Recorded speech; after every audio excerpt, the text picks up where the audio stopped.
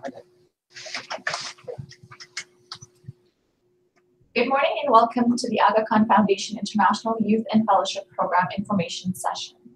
My name is Nawida Siddiqui and I'm part of the fellowship team at Aga Khan Foundation Canada.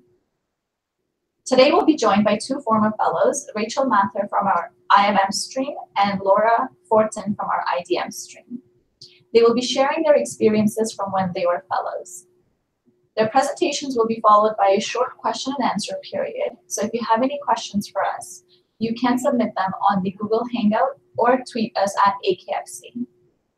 Before we begin, I'd like to introduce our two guests. Rachael participated in the AKFC Youth Fellowship Program from 2016 to 2017 as an IMM Fellow. Her placement took her to Osh, Kyrgyzstan, where she worked as a research and product development associate with the first microcredit company. During her fellowship, she was exposed to grant writing, client research, product development, customer protection work, and website design. After the fellowship, Rachael continued working with FMCC for an additional 4 months as a consultant through the CADX program offered by the Aga Khan Foundation Canada. Currently, Rachael is living in Kigali, Rwanda, and is working for One Acre Fund as a supply chain associate. She manages the importation of high-quality agricultural inputs for over 250,000 smallholder farmers. Thanks for joining us today, Rachael. Our second guest is Laura Fortin. At 15, Laura flew off to Lima with her Girl Scouts group to volunteer as a camp counselor in a poor neighborhood. This early experience sparked her interest for Latin America and for the field of international development. Subsequently, she traveled to Tegucigalpa in Honduras to volunteer with the NGO Mer Monde, and later worked with an indigenous community in Panama. While completing a BA in political science and Hispanic studies and an MA in international development with a focus on civil society and peace negotiations at McGill University, Laura participated in 2 student exchanges at the National University of Singapore and at Sciences Po Paris, and worked, interned, and volunteered in various organizations, including Oxfam France in Paris, Washington, D.C., and Bogota, Colombia. After completing her MA, Laura took part in AKFC's International Development Management Fellowship Program. She was based in Arua, northern Uganda, and worked as a communications specialist from the Aga Khan Foundation, Uganda. Laura Fortin is now Partnerships Manager for Youth Fusion, an award-winning charity dedicated to lowering school dropout rates in Quebec and Ontario. We can now begin the presentations. Rachael, would you like to go first? Hi, everybody. I'm Rachael. Nice to meet you. I'm just going to start sharing my screen so I can show you guys my presentation. All right. So, as Nawida mentioned, I did my fellowship in Osh, Kyrgyzstan, and it was pretty wonderful. So I'm going to keep the presentation pretty short, but I'll give you a little quick introduction about myself. Where is Kyrgyzstan? What's it like? What is FMCC? What did I do at FMCC? And what did I learn from my time in Kyrgyzstan? So this is me. I grew up in Burlington, Ontario. I went to school at Queen's University and I studied business. Although I have a business background, I really have always been really interested in social enterprise.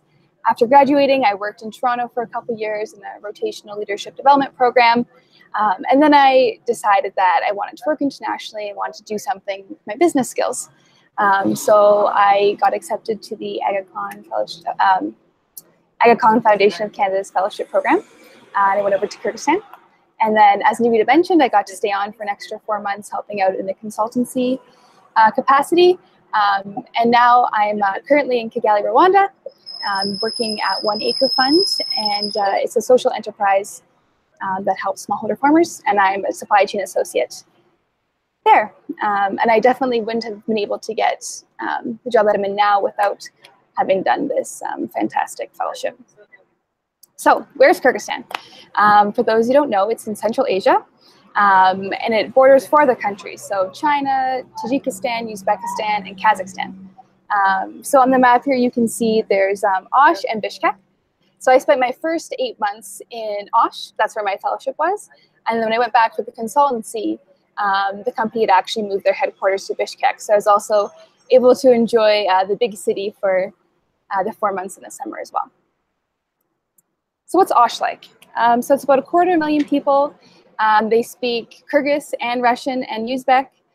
Because it's located so close to the Uzbek border, there's a lot of ethnically Uzbek people there. They have fantastic food, which I'm still missing.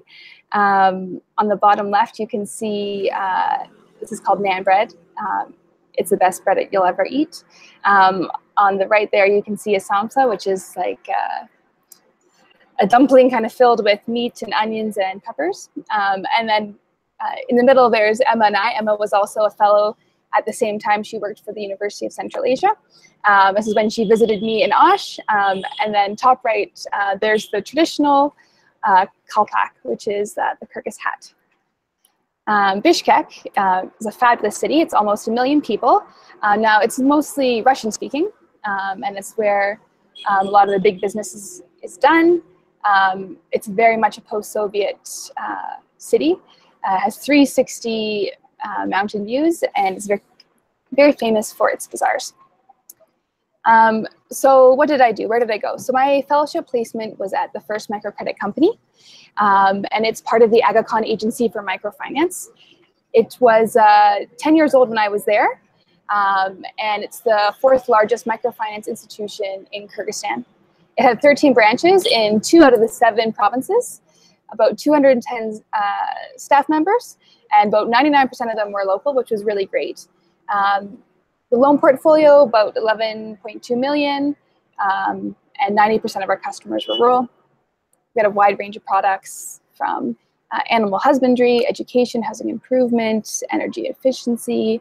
And here you can see 2 of our clients, what they've been actually able to do with the small loans that we've been able to give them.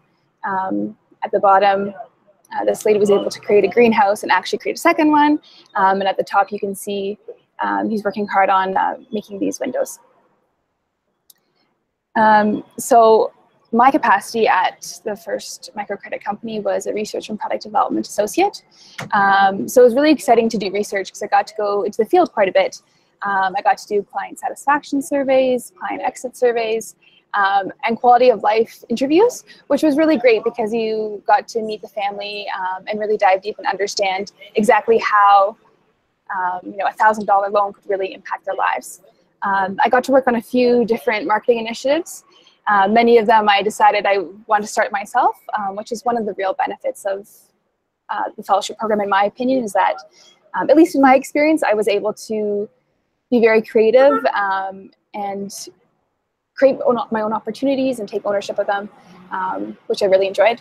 So I was able to do a referral program, a loyalty program, a little bit of sales. I even got to dabble in website design, which I did not anticipate, but it was all really great learning experiences. I was able to secure a $1,000 grant from USAID. And this was a really cool grant because it was going to be incorporating digital financial services in order to access the most remote farmers and small enterprises throughout Kyrgyzstan. So all these photos are here because they were taken on work trips. And that's the one great thing, one of the many great things about the fellowship is that we got to travel a lot for work. As I mentioned, it was the 10-year anniversary for the company, so they had a retreat at one of the infamous lakes in Kyrgyzstan. In the bottom right, I'm at a quality of life interview, meeting this incredible woman who's been able to do a lot with the loans that she's had. At the top, going up high into the mountains to visit clients, and then also some breathtaking mountain views and this gorgeous mosque that I absolutely love. But yeah, some really, really interesting work trips.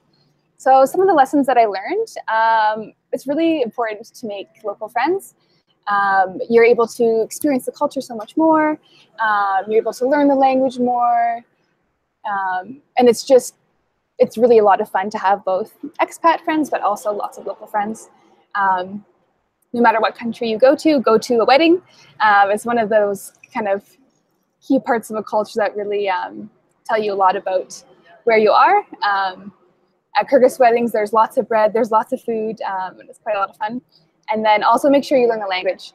I decided to learn Russian. That's a picture of me and my fabulous Russian teacher who's very patient with me. But yes, I would definitely recommend learning the language. It's the best opportunity to do that. Another lesson learned, make your own opportunities at work. So a lot of the things that I got to do were ones that I kind of suggested. Sometimes it's a little bit difficult with the language barrier. Sometimes people would start talking in Russian and it would be hard for me to try and interject and be able to give my opinion. But it was a really great learning experience. I got picked up Russian so much quicker than I would have otherwise. And it was a really fantastic opportunity. So be flexible, take initiative, and stay curious. And lastly, make the most of your long weekends. I was able to do a lot of travel while I was in Kyrgyzstan. I got to go to Kazakhstan and Uzbekistan and Tajikistan. At the bottom there, that's a picture of me in Uzbekistan. On the left, that's Saraychik, the most beautiful places in the world, in my opinion.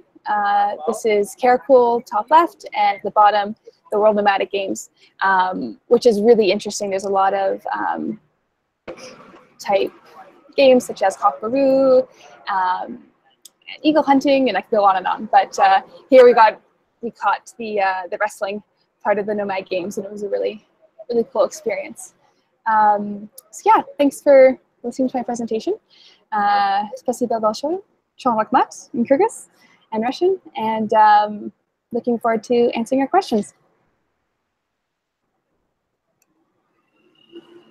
Thank you, Rachel. We'll have Laura start her presentation now. Hello, my name is Laura. I was a fellow from August 2015 to August 2016. I don't have a presentation, so you'll just have to bear with listening to my voice. But first, I'll go through me, who I am, and why did I decide to do the fellowship. And then I'll talk about life in Uganda and in Arua, northern Uganda, where I was based. And I'll finish up with a few tips. So me, as my bio said, I started being interested in international development pretty early.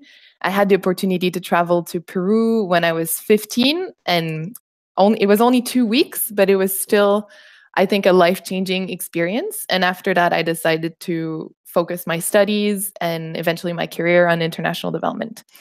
So I went to McGill, studied political science, and then did my master's in international development.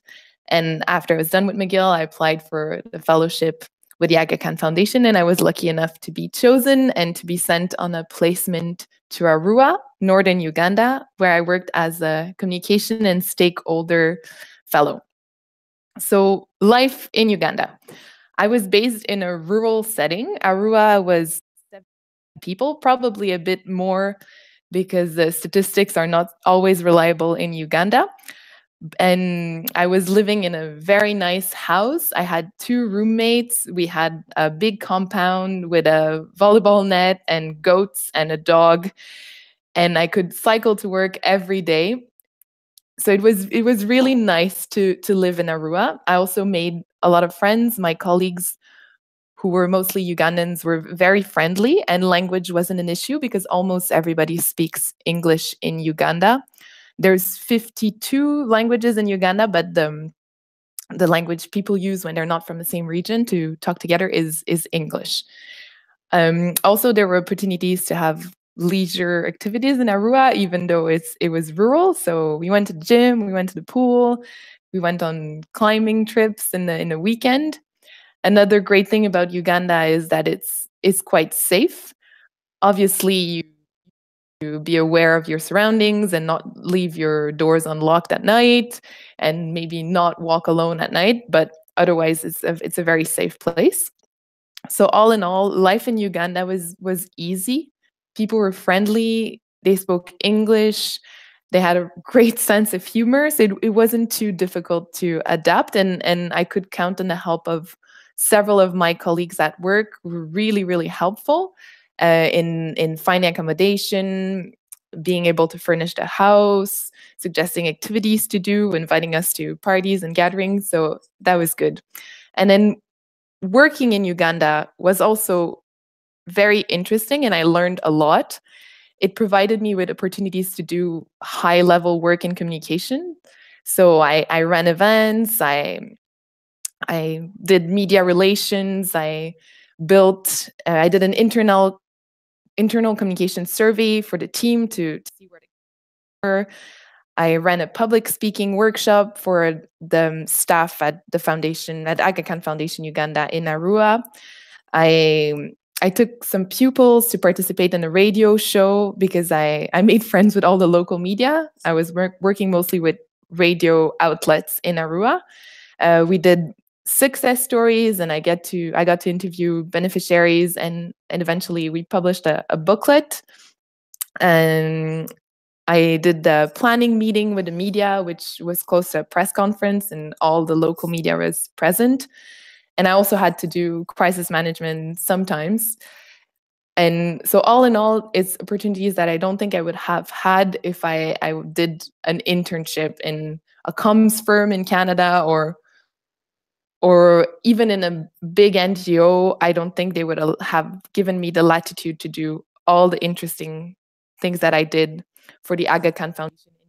And I felt that my colleagues trusted me, and they gave me a lot of freedom to be proactive and take initiative and do what I wanted to do. So it was very positive. And here's the last part of this presentation. I'm looking forward to answer your question later, but my tips to have a successful fellowship: first of all, being proactive. My supervisor in Uganda wasn't a specialist in communication. He was mostly monitoring and evaluation specialist.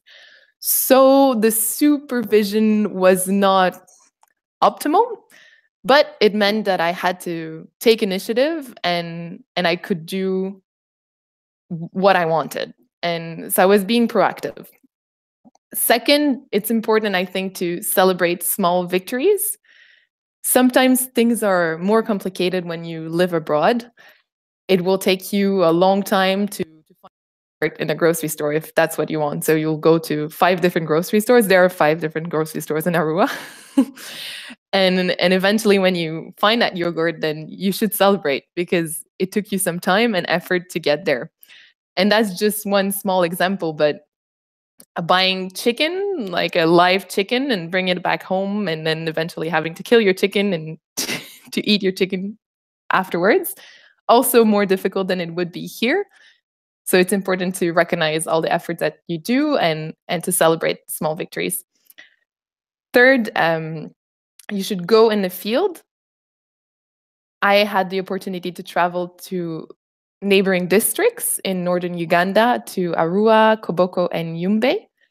And I met with teachers who were benefiting from our programs, and students, pupils, government officials, parents. And it was great to be able to talk to the beneficiaries and their points of view, and also document their ideas when I wrote success stories and share their ideas to make sure they really had a voice in what we were doing. Which brings me to my 4th point: document. If you're a fellow, you will have to write monthly reports for the Aga Khan Foundation. But it's also good for you to email your friends or write a blog and really be detailed in your monthly reports. I went in Uganda from 2015, 2016.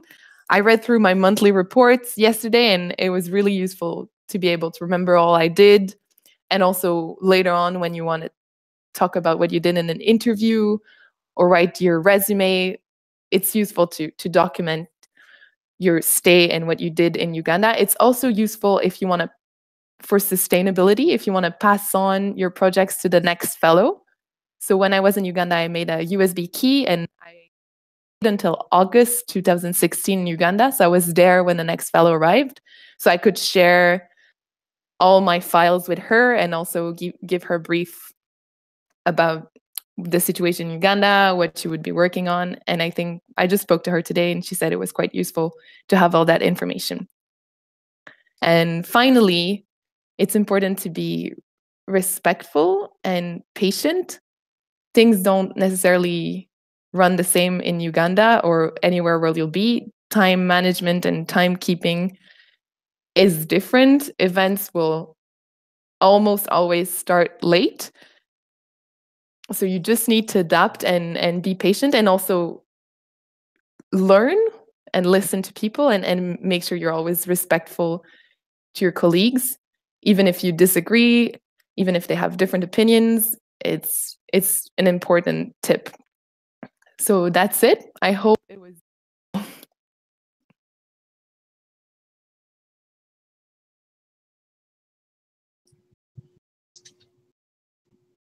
Perfect. Thank you so much, Laura and Rachel, for your interesting presentations. We are now ready to move on to the question and answer period. We have some questions here and there are some more coming, so we'll just take them as we go. We might not be able to get through all the questions. However, you can always email us if we don't get to your question. So our first question is, what made you apply to the International Youth Fellowship Program?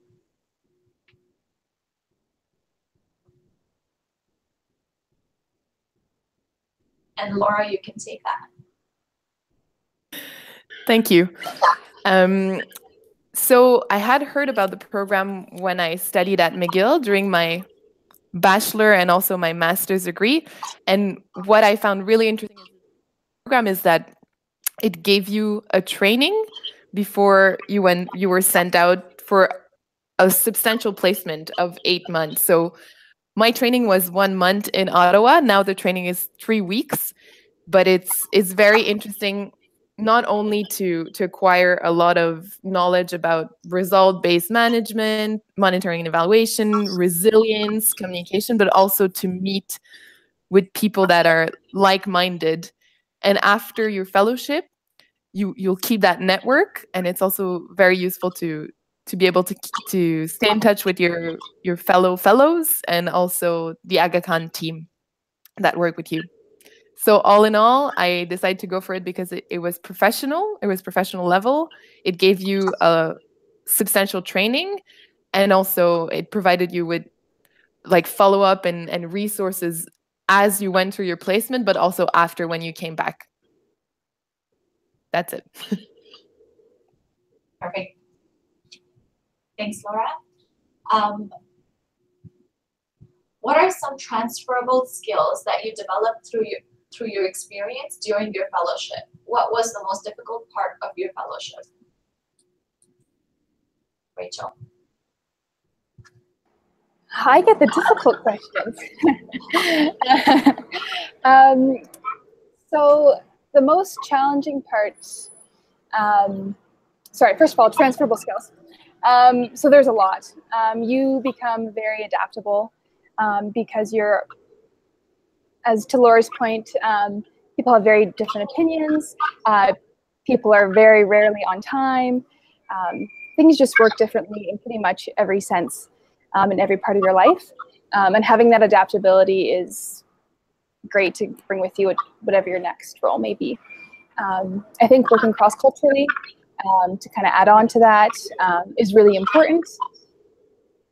I think I developed a lot of leadership skills. I had great management, but I also was not given, like, here's a list of things to do, let's do them. They gave me the ability to kind of pick what I wanted to do. And because of that, I had to really work on my analytical skills, find problems that I thought I could solve, work on proposals to convince top management to let me implement these things, working with my colleagues in order to make those projects a reality. So I think that was, I mean, there's probably so many more transferable skills that I'm not thinking about. But I'd say out of all my work experiences, this is probably the one that I've been able to develop the most skills, and kind of to Laura's point, a lot of them were very easy to translate into a resume in order to get the next opportunity. The most challenging, I would say the first 2 weeks of the fellowship, I was really excited, everything was great. And then the following 3 weeks after that, I kind of had this lull, which is pretty typical when you're working abroad. But it's just kind of figuring out where your place is in the fellowship, and making sure that you have value to add.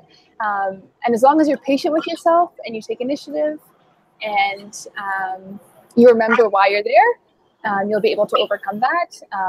And from then on, it was pretty much smooth sailing. Perfect. Thanks, Rachel. I'm going to take the next question. The question is, do fellows share accommodation with local families or tend to live together in shared apartments? It's really up to you. The stipend that you receive, it's a monthly stipend, and you can use that however way you'd like. So during the 3 weeks of management seminar in Ottawa, some fellows really become friends here, and if they're going to the same city, they'll decide to live together, rent an apartment, obviously have their own rooms. Some people just decide to live on their own. So it's really up to you on how you want to take that stipend, and whether you want to live on your own or have a roommate.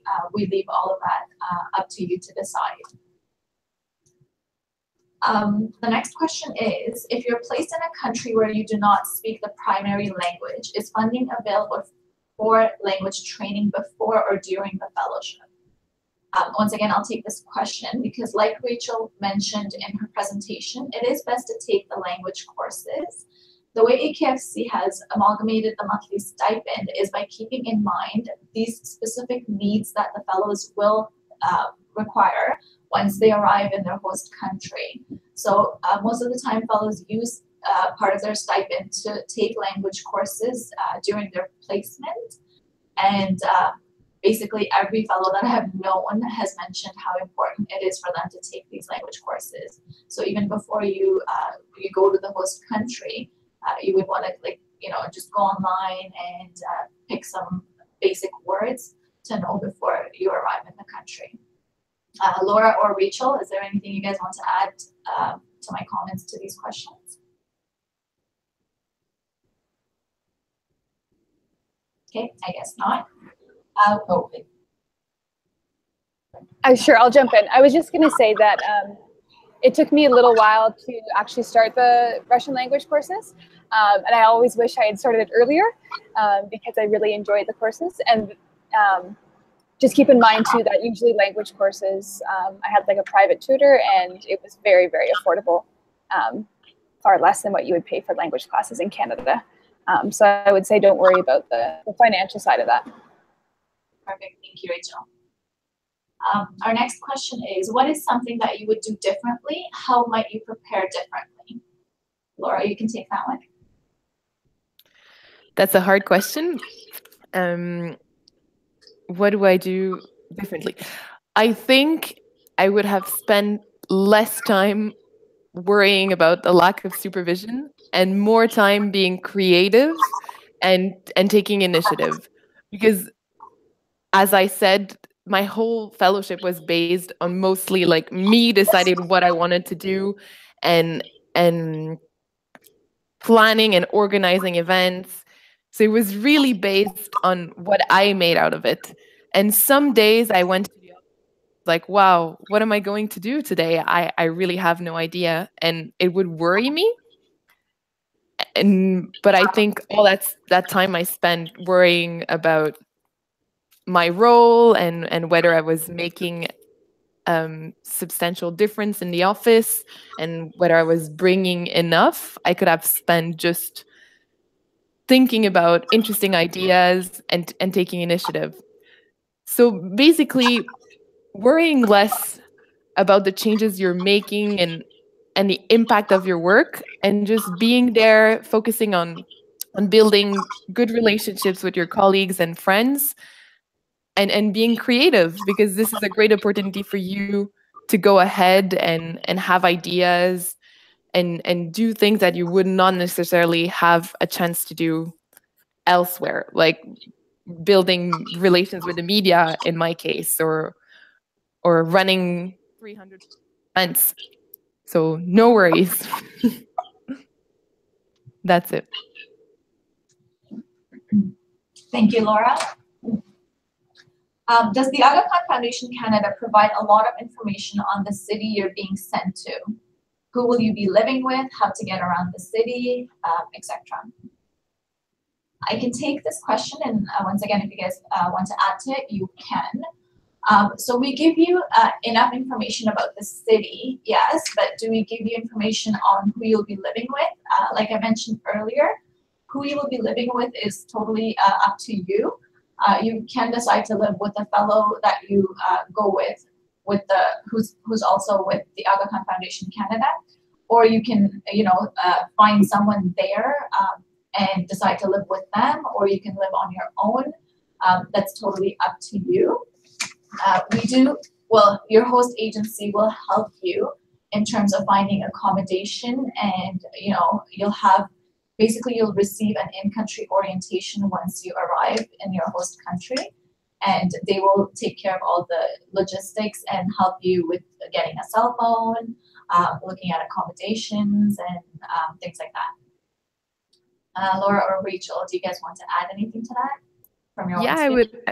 I would like to add something. I didn't know anything about Arua, northern Uganda, before I went there. I Wikipedia'd it, and there was 2 lines saying there was a hill in Arua and people like to jog up the hill. And there's approximately 50,000 people, and that was about it. So really, I knew nothing. I tried to look up photos to get an idea of how it was, but I knew more about Uganda, but Arua itself, not so much. But in the end, when I went there, I got this in-country training. So the Aga Khan Foundation Uganda was really, really helpful. My colleagues showed me the town. They helped me find furniture for the house. They helped me find a house. So I could adapt pretty easily to Arua, despite having very little knowledge before I went there. That's all. Thanks, Laura.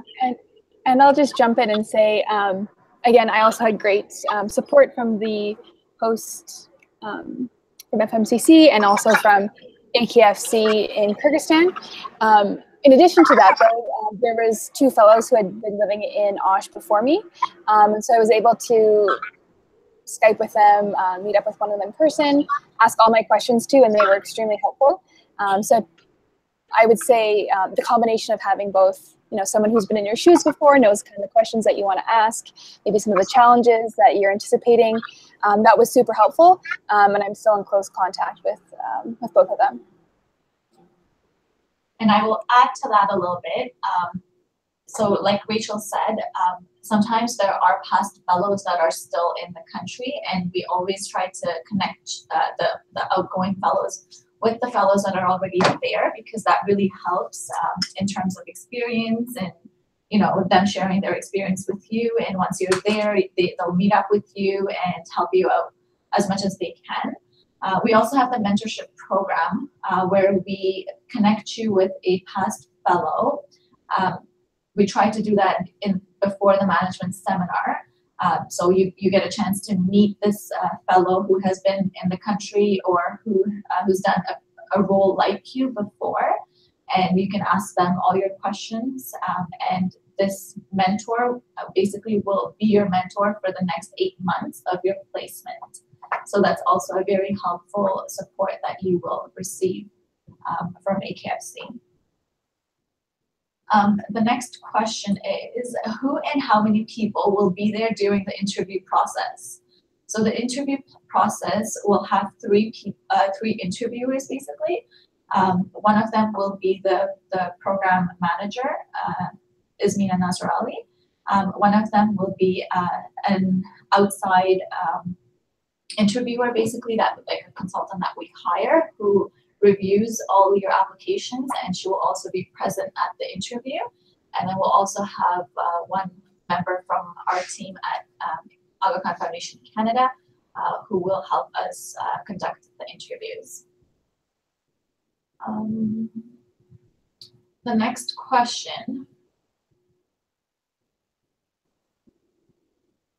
Did you find that when you were working abroad, you received enough compensation for your living or accommodation or travel? Did any of you, Laura and Rachel, hold your student debt for the experience? Any of you can take it first. I can take it first. For me, the stipend was very generous because cost of living in Aruba was not very high. Like I said, I was living in a beautiful house at a big compound. And overall, I didn't use any of my own money, and I even saved money. Like, I wasn't spending excessively, but I traveled a bit. I had enough to pay my house, to pay my food. But also living in Aruba, there's not a million things that you can do. Like, you don't go to the movies, you don't have you could go to the bar sometimes, but you don't need that much money to live there. So overall, the stipend was enough. Thank you. I'll jump in. I felt the same way. The stipend was more than enough. I wasn't as thrifty and I didn't save it all, but I did get to go do a lot. I saw every province in Kyrgyzstan. I got to go to Uzbekistan, Tajikistan, Kazakhstan. I did 2 weeks in India over Christmas with one of the fellows who was actually based in Delhi. So yeah, I think the stipend was more than generous enough. I think sometimes it's a little bit trickier for people who are in the big cities because there's all those distractions. But I think for Laura and I in Osh and Aruba, there's you're not having these crazy wild $300 nights. So it's definitely more than enough. Perfect. The next question is, how many of the fellows had bachelor degree and how many of them had a master's? Am I eligible for the fellowship because I only have a bachelor's degree in political science? So we have a mix of both. And like on our website, we have said, as long as you have your bachelor's degree, it doesn't matter in which field, you are eligible for the program. So it's not like someone with a master's degree will be placed before you just because they have a master's. No, it really, it's not just about, if we say we only need you to have a bachelor's degree, it means we will look at your application just the way we would look at someone's with a master's degree and take it from there. The next question is, in Jacqueline Novograd's, founder of Acumen Fund, autobiography, she says it's best to observe how the country works for the first 6 months of a placement before jumping in to make an impact. Would you recommend that? Rachel? I think it all depends on your time frame. I mean, I think there's definitely something to be said about listening first and then acting. Unfortunately, if you wait 6 months, you only have 2 months to do anything. And that's not really going to be good for your host organization or for yourself. But I think take the sentiment to heart for sure. I think I didn't create any proposals until the 2nd or 3rd month. I tried to learn as much as I could, ask a lot of questions, be very curious. Try not to compare things to home. Try and just take them for face value as they are. And I think if you keep your ears open, you'll be able to make positive changes in month 2, 3, and beyond. Thanks, Rachel. Laura, did you want to add anything? I agree with Rachel. I don't think waiting 6 months is too long in an 8 months placement. It's too long for you, too long for the host organization. But I fully agree with what she said. It's important to listen and talk to your colleagues and learn from them. And then from month 2, just act. Thanks. Yeah, I agree with both of you guys. I think it really depends on how long your placement is. And for us, the placements are only 8 months long. So really, you want to start right as soon as you get there, because a lot of times where, some fellows think they have 8 months and they can do a lot later on. but when they come back, they're like, you know, it was so short, it was so quick, I could have done a lot more. So time really goes by really fast. So with the experience that other fellows have had and what we've seen, you want to go there and make a difference right away. So the first month, you have the learning month, and after that, you're on the go. The next question is, did you find local resistance from organizations or people to the work you were doing? How did you avoid being a foreign person entering a country and telling people how to live? So firstly, we're not expecting you guys to enter the country and telling them how to live. You're there as much as you're there to learn yourselves. Yes, you're there to make a difference in your host agency. However, there are cultural differences that you're going to need to adapt to, and basically just know where to step in. Laura, you can take a further go at this. Yes, I was working for the Aga Khan Foundation, Uganda. Although it is an international foundation, it is still very local. The staff was mostly Ugandan. There were only 3 Canadians, and they were fellows. So, and the perception of the people, the beneficiaries of the program, was their views were taken into account. It was very positive. So I felt that the Aga Khan Foundation Uganda was perceived as a foreign agency telling people what to do. And me as a Canadian, to avoid being in that situation, I was very respectful of my colleagues, and I listened to their opinions, and they know how to do things. So if you ask them, usually you won't have any problems. I've never felt in Uganda that people were like opposition to our initiatives or resistance. I think it went very well in general.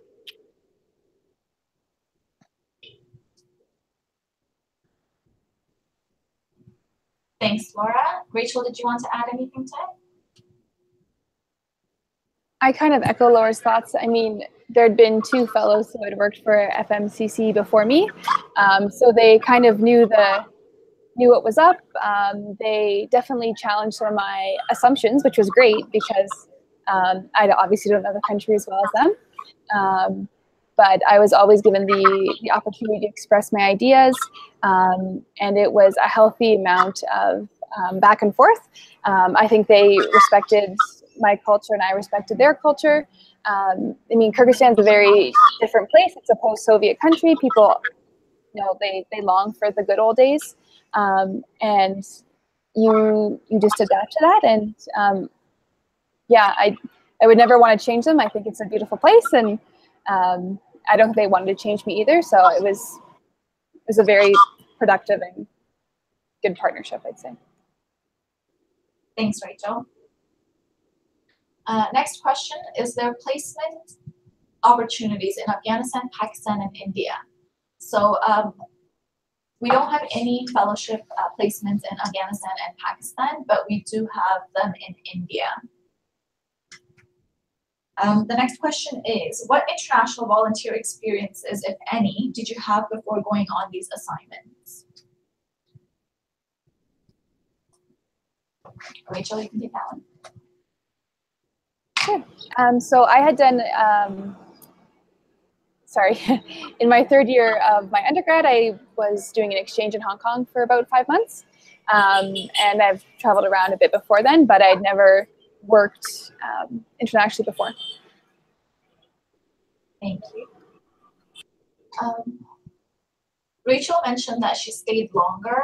I saw on your website that another fellow also stayed in Tanzania after her fellowship. Are there often possibilities to continue working in the region?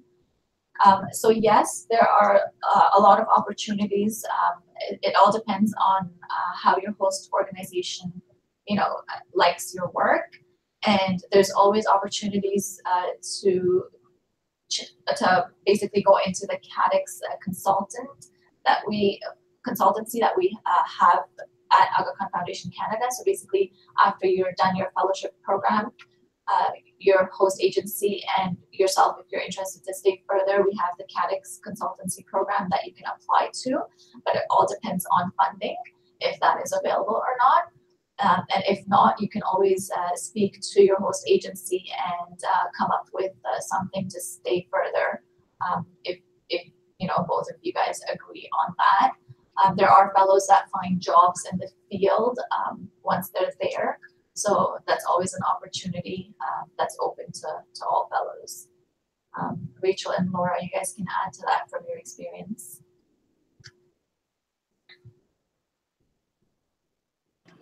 Sure, I'll jump in. I would say that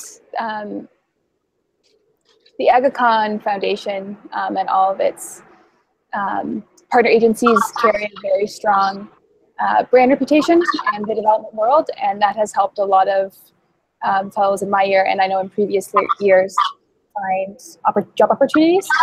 So even if CADX doesn't work out or you don't find something in the same place where you're living, you definitely have something very strong on your resume to help you make the next move.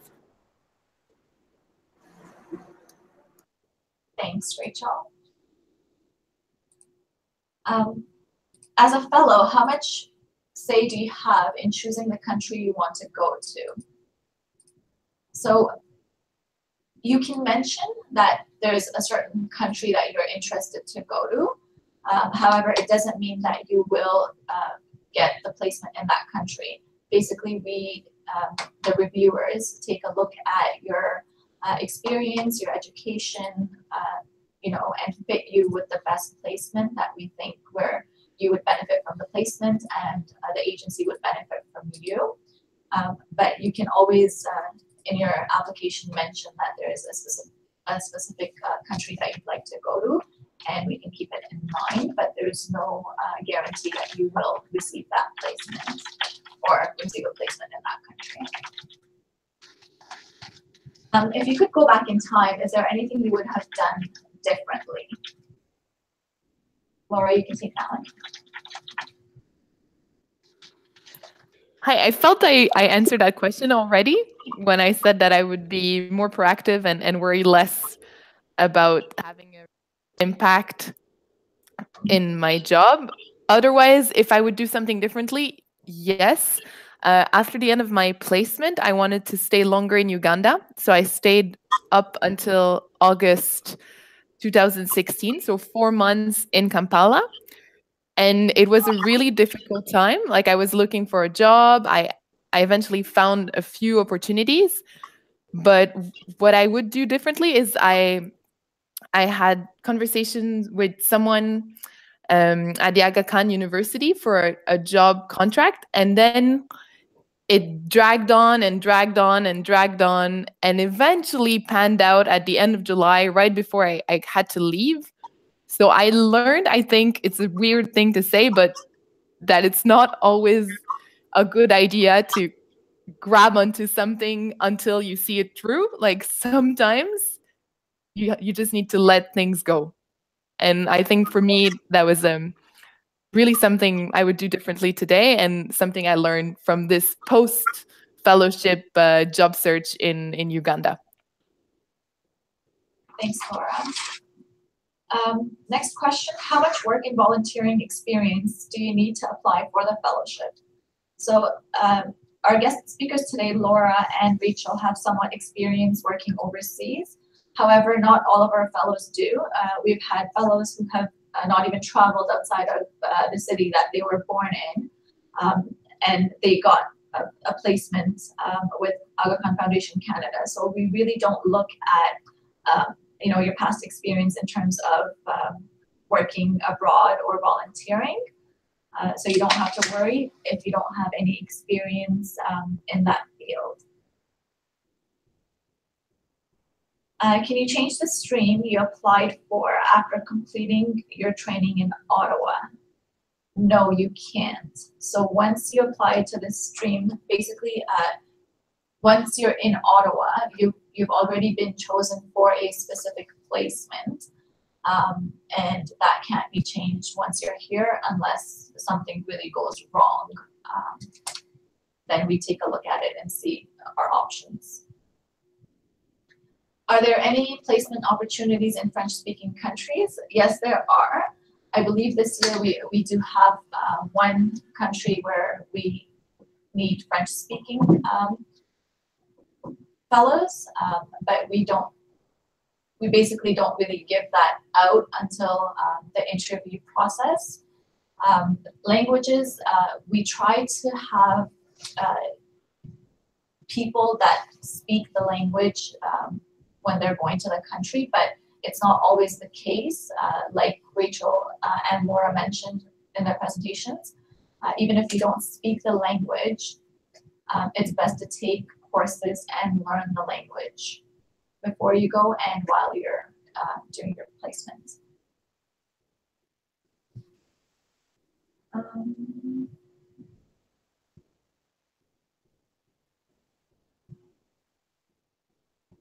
How did it prepare you in working in development post the fellowship placement? What were your experiences after your placement? Was it hard to readjust when coming back to Canada?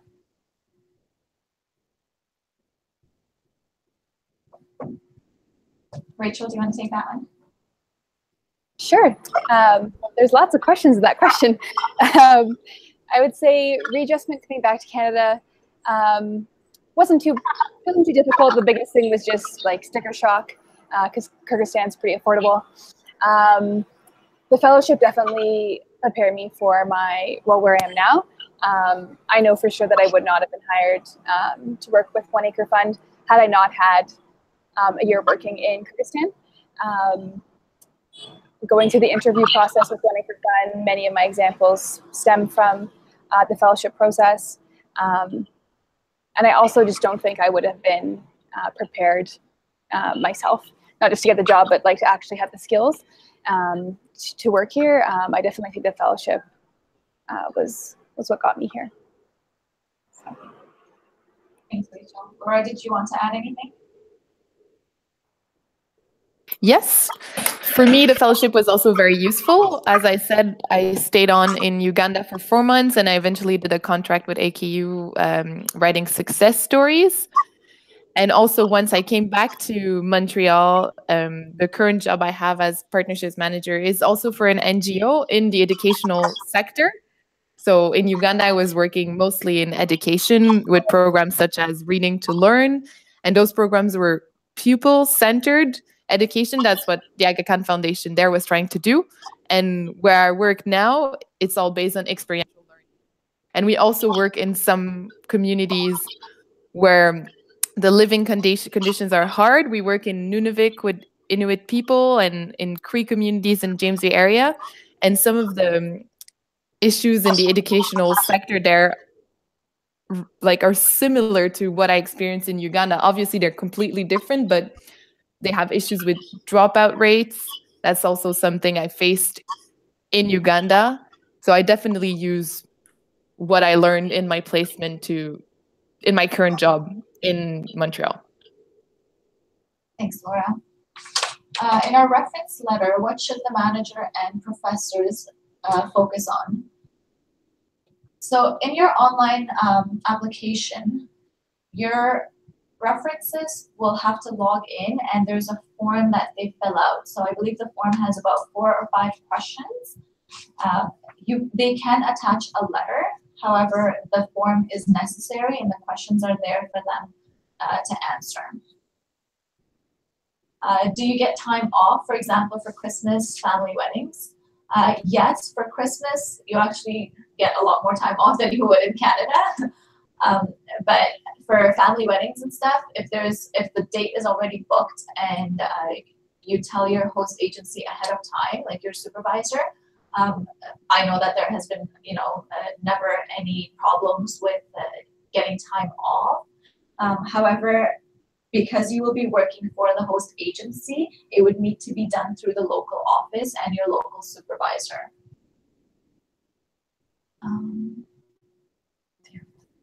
Do you have to have grown up in Canada, or can you apply as long as you have Canadian citizenship?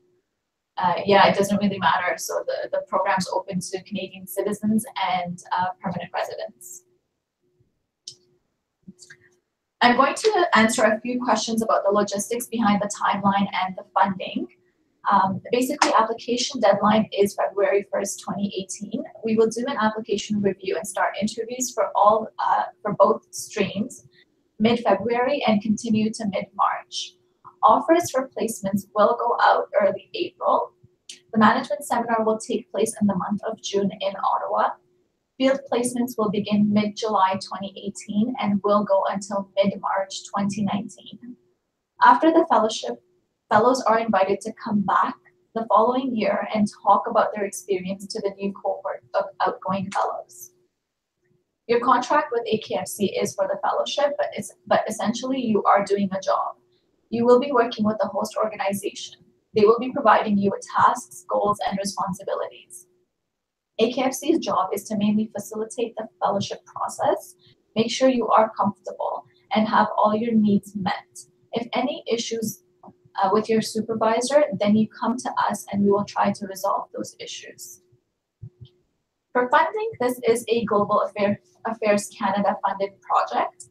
All fellowships are fully funded, meaning you get a stipend while you're in Ottawa for the management seminar, and once you depart for the field for 8 months. The stipend covers rent, food, basic necessities such as internet, electricity, and travel to and from work.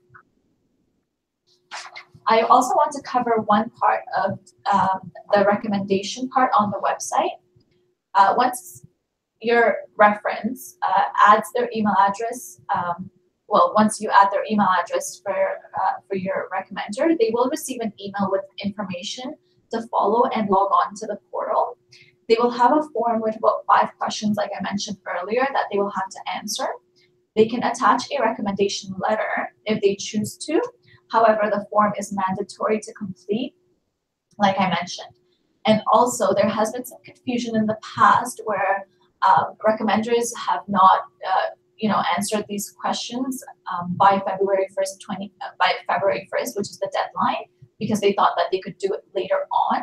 That's not the case. So the deadline for the entire application, including your references to complete those forms, are February 1st. So please make sure you let them know that they have to complete your reference form by February 1st. I believe that's it for today. We've now come to an end of our webinar. Thank you everyone for joining us today. Moving forward, if you do have any questions, you can tweet us at AKFC, or you can email us at fellowships@akfc.ca. Thanks everyone for joining.